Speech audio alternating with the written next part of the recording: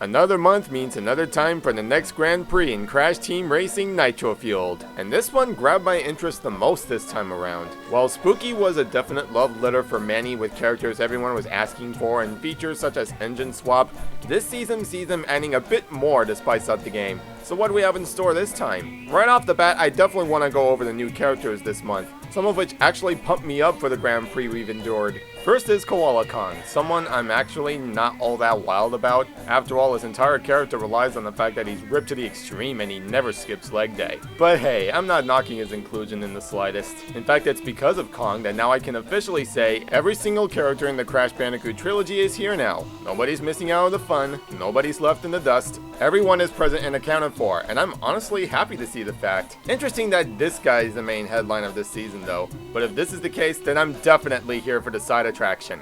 First off, that silhouette teaser was right on point. Pasadena Opossum is here, direct from Crash Tag Team Racing. And good God, do I love her so much. It's almost like they took one look at her, noticed her rather suggestive traits and said, hey, here's what we're gonna do. Let's tone down her flirtatious demeanor and in turn, we'll iron out her personality so she has even more character. Just look at her on the podium. You can't tell me that's not entirely wholesome. And I never thought I'd live to see Ebenezer Von Clutch again, but if Pasadena is coming on board, then this was definitely a given. Looking at these two back to back, what makes me the happiest about their inclusion is that upon comparison, aside from voice work, it's like they hardly changed a thing about their character design. They feel almost identical to how I remember them over a decade ago, only a much higher quality on substantially better hardware. And perhaps the single greatest thing about their inclusion is that they took these characters from a game that didn't really work out so well for many and put them in a game that did, making it so everyone can enjoy these characters now. In short, Von Clutch is looking excellent all in all, and I think I'm practically in love with how Pasadena turned out. She's looking even cuter than I thought. Bless you, Beanox, for doing what I thought was initially impossible. But it doesn't stop here though, I'll get back to this in a bit.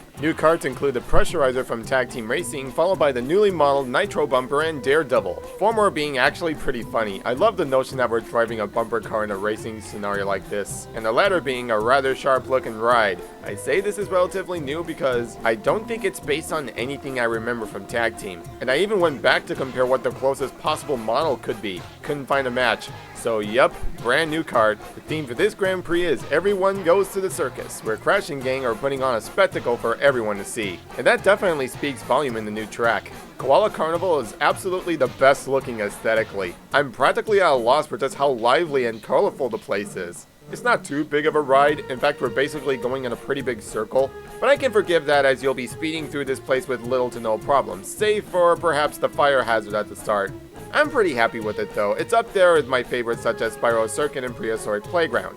Some new features this time include a brand new game mode called Ring Rally. Basically, it's you against the clock, going through as many rings as you can. The timer is relatively short, so your goal is to keep the timer up and running long enough to go through as many rings as you can muster. Best part is there's no lap limit whatsoever, so you can go about it as long as you like, reaching for the highest imaginable score for the leaderboard. And you know, after the ghost hunting shtick we got from Spooky, this is a miles better implementation any day of the week. Bonus points being that this is an entirely new game mode and not just something tied to all game modes for the sake of tying in with the Grand Prix. It's a genuinely fun mode and a true test of skill, seeing how long you can last as the rings get smaller and you go even faster as a result. It's really challenging though. I'll touch upon the much tougher stuff later on, but I still had a great time checking out Ring Rally for what it's worth. They've also added something new in the adventure mode, this requiring some explanation. For a while now, there's been talk about this chicken fresco in the Lost Ruins map. Everyone's speculating what the purpose behind this was. We thought this could potentially mean a new secret character, and I think we'd all be right in that regard. There's 5 golden eggs scattered throughout the map, 1 in each area. Bring them all to this very chicken portrait, and our reward is...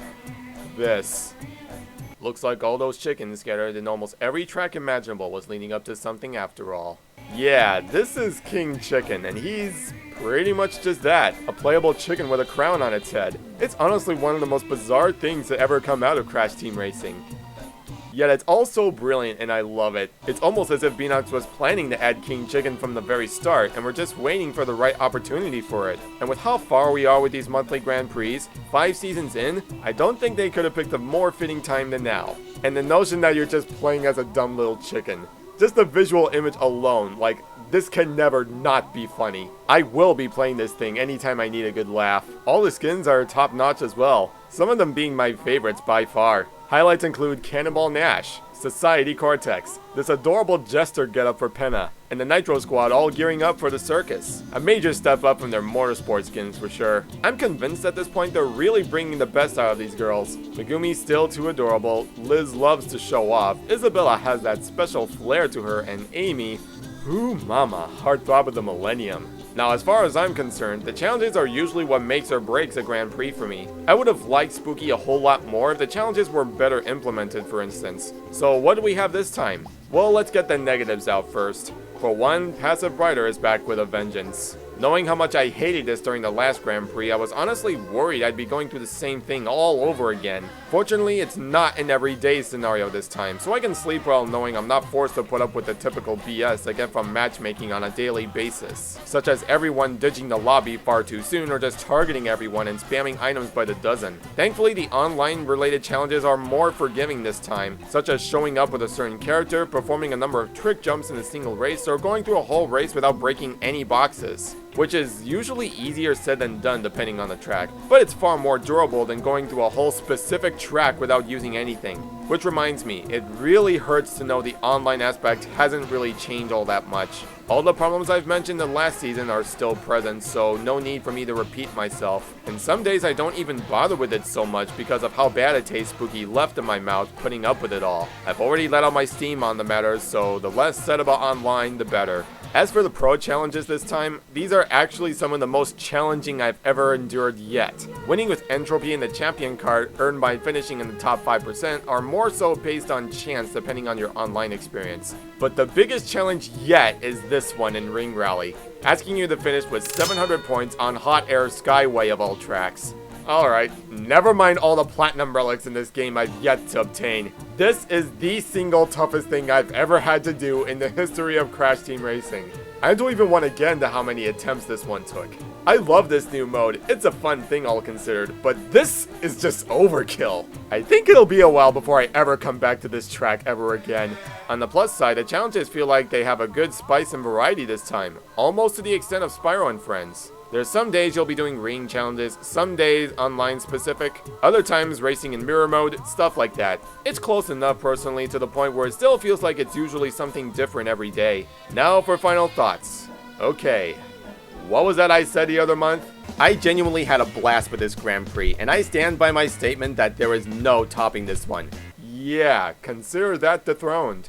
I didn't think anything could top Spyro for me, but Neon Circus actually reached that criteria. All things considered, this was still a really fun Grand Prix. I've had a good time with this one, and I personally rank this high enough to be my newest favorite Grand Prix of them all. I'll admit, there is some roughage now and again, but I've grown numb to it at this point. I think this is to me what I'm sure Spooky was for everyone. It's one thing if you add Spyro to the game, that's a dream come true. It's another to add everyone's favorites like Embryo and Nina Cortex. But in my book, if you go as far to give even more rep to Tag Team Racing by bringing in its playable characters on top of all the skins and cards we've gotten the last couple months, then you've earned my respect for life. It's crazy to even think that we're still not halfway done. We still got Winter Festival coming around pretty soon, and from what I've been hearing, we're in for something interesting to say the least. I'll be sure to check it out then. This is Dan signing out. Thank you all for watching. Be sure to check out the online stuff when it hits later this week. Catch you next time. Good night, folks.